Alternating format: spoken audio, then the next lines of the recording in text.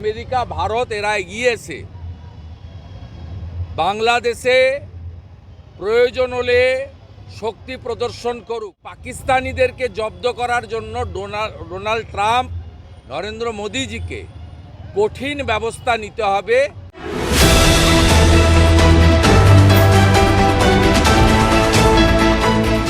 অনেক বড় বড় শক্তিকে ফেলে দিয়েছি। অর্থাৎ শুভেন্দু অধিকারী অনেক শক্ত জিনিস।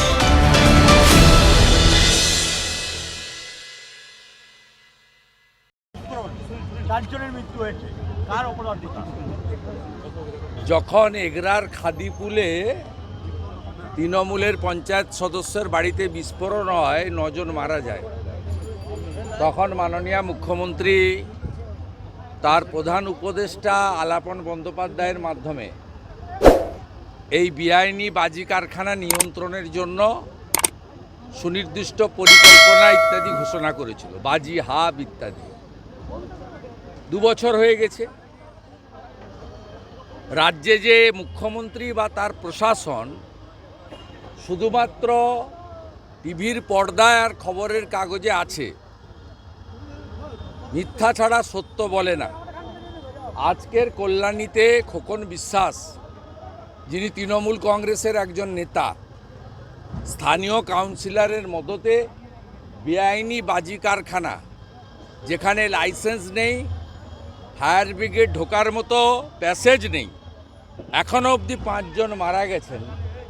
এর দায়ভার রাজ্যের পুলিশ মন্ত্রী, মুখ্যমন্ত্রীকেই নিতে হবে এবং আলাপন বন্দ্যোপাধ্যায়ের উচিত প্রেসের সামনে এসে তার যে গাল গল্প সুন্দর বাংলাতে রসিয়ে রসিয়ে বাজি হাব, বাজির রোডম্যাপ, বাজির এসওপি, এগুলোর কি হালত একটু জবাবদিহি জনগণের কাছে করা দরকার। পশ্চিমবঙ্গ বিধানসভার বাজেট অধিবেশন শুরু হলে রাজ্যপালের ভাষণের উপরে বিতর্কে আমি নিশ্চিতভাবে খাদিকুল থেকে আমডাঙ্গা হয়ে বজবজ হয়ে এই শেষ যে কল্যাণী, এই ঘটনা তুলে ধরে রাজ্য সরকারের স্বরূপ জনগণের সামনে উন্মোচিত করব। অশান্ত বাংলাদেশ, এই ইস্যুতে বিদেশ মন্ত্রণালয়ের তরফে জানা হয়েছে যে হাসিনার দেওয়া যে অডিও বার্তা সেগুলো অবলম্বনে বন্ধ করুন ভারত সরকার। এর থেকেই উত্তেজনা ছড়াচ্ছে। কেন বন্ধ করবে? যখন হাসিনা ওয়াজেদ নির্বাচিত প্রধানমন্ত্রী ছিল, তখন তারেক রহমানরা লন্ডনে বসে ভাষণ দিতেন, তখন তো বন্ধ করার কথা আওয়ামী লীগ বলেনি। এই মৌলবাদী শক্তিরা পাকিস্তানের দোসর। এই পাকিস্তানিদেরকে জব্দ করার জন্য ডোনাল্ড ট্রাম্প নরেন্দ্র মোদীজিকে কঠিন ব্যবস্থা নিতে হবে এবং আমরা গোটা পৃথিবীর মৌলবাদ জঙ্গিবাদের বিরোধী জনগণ, হিন্দু জনগণ চাই অবিলম্বে আমেরিকা ভারত এরা এগিয়ে এসে বাংলাদেশে প্রয়োজন হলে শক্তি প্রদর্শন করুক। নইলে বাংলাদেশে যেভাবে মৌলবাদী শক্তির হাতে চলে গেছে, আগামী দিনে নেপাল, ভুটান, মায়ানমার, চীন, ভারত যারা বাংলাদেশের পাশাপাশি আছে, পাকিস্তান ছাড়া প্রত্যেকের ক্ষেত্রেই এটা একটা বড় থ্রেট। বিশেষ করে ভারতবর্ষের কাছে বড় থ্রেট, কারণ বাংলাদেশের বর্ডারের ম্যাক্সিমামটাই আমাদের এলাকায়। পশ্চিমবঙ্গের 9টা জেলার 2200 কিলোমিটার বাংলাদেশ বর্ডারে আছে এবং আমাদের মমতা ব্যানার্জির আনুকূল্যে 596 কিলোমিটার বেড়া দেওয়া যায়নি বিএসএফ। আমরা আতঙ্কিত যে এই মৌলবাদী জঙ্গিরা তারা ধর্মীয় স্লোগান দিয়ে যেভাবে বঙ্গবন্ধু, বাংলাদেশের জনক, স্রষ্টা,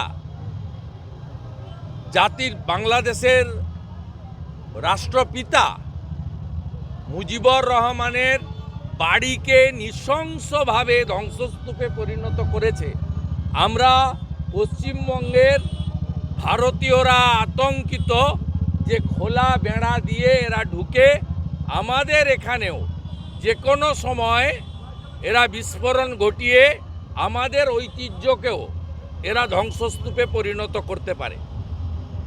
মহিলাদের কুপ্রস্তাব দেওয়ায় পুলিশ কর্মী আপনারা বাঁকুড়ার প্রশ্ন করেন না কেন? এই বাঁকুড়া শহরে 1 নম্বর খতিয়ানে খাস জমি যখন ওয়াকফ অ্যামেন্ডমেন্ট বিল জেপিসিতে এবং লোকসভায় বিচারাধীন, সেই সময় এখানকার জেলা শাসকের নির্দেশে এডিএম এলআর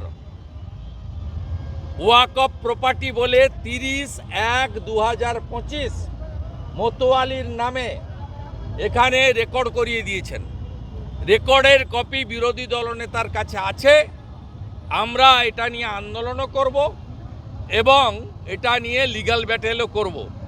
যখন ওয়াকফ অ্যামেন্ডমেন্ট বিলে যত পুরনো ওয়াকফ প্রপার্টি আছে তার বাইরে নতুন কোনো প্রপার্টিকে ওয়াকফ প্রপার্টি করা যাবে না, এই রকম একটা সময় এখানকার জেলা শাসক কার নির্দেশে কোন তোষণের রাজনীতিতে 1 নম্বর খতিয়ানের খাস জায়গা মাচানতলা এলাকায় আজকে ওয়াকফ প্রপার্টি হিসেবে রেকর্ড করান 30 জানুয়ারি কার নির্দেশে?